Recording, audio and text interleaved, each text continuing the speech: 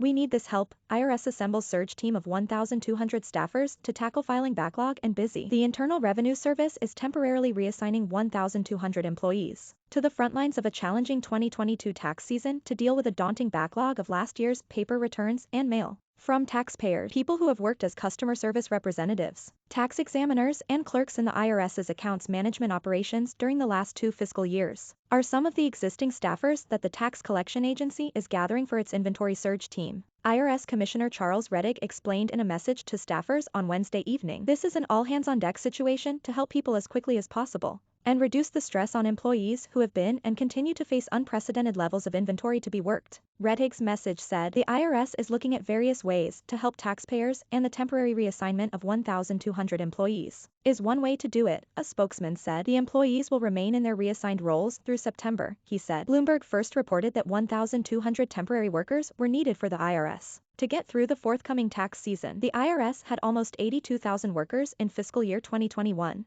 including 10,530 temporary and seasonal staff, according to agency data. Though staffing has increased in recent years, they are still below the 2010 level, the data noted. Rettig's message to staff noted that negotiations are beginning with the National Treasury Employees Union about the temporary reassignment. Anthony Reardon, president of the union representing 150,000 workers across more than 30 federal agencies, said, "The IRS has the right to take actions like this in order to accomplish the agency's mission, and bargaining with the union will not stand in the way."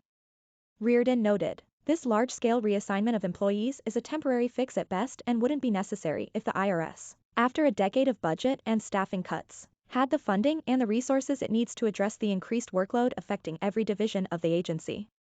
Pandemic-related backlog. The inventory being mentioned is the pandemic-related backlog of hard copy, unprocessed 2020 income tax returns, amended returns, and mail. By late December, the IRS had 6 million unprocessed individual returns, 2.3 million unprocessed amended returns, over 2 million unprocessed quarterly tax returns from employers, and 5 million pieces of correspondence from taxpayers. National taxpayer advocate Aaron Collins said last month, "Paper is the IRS's kryptonite, and the agency is still buried in it," Collins said at the time. Last month, the IRS said it would stop sending a certain type of notice in an effort to avoid taxpayer confusion. Though tax professional groups say the IRS has the power to halt more automated notices, which will cut down on mail and tamp down confusion, the agency has said it needs law changes first. The IRS temporarily shut down operations during the pandemic's early months. Meanwhile, it distributed 3 rounds of stimulus checks, 6 months of child tax credit advance payments last year, and carried out 2 tax filing seasons in 2020 and 2021. The IRS is still coping with the lingering effects of all that work, Rettig said in his message. The Biden administration has been pushing for $80 billion